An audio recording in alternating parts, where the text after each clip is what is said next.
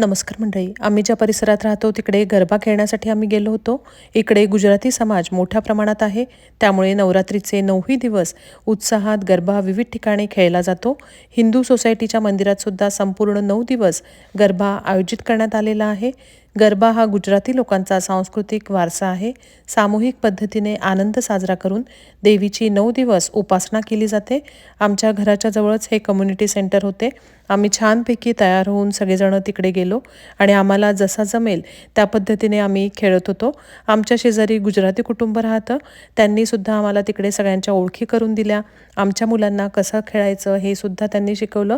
तिकडे गेल्यानंतर देवीची आरती करण्यात आली आणि 11 वाजेपर्यंत जवळजवळ सगळेजण गरबा खेळत होते. तिकडे खाण्यासाठी विविध स्टॉलसुद्धा लावलेले होते.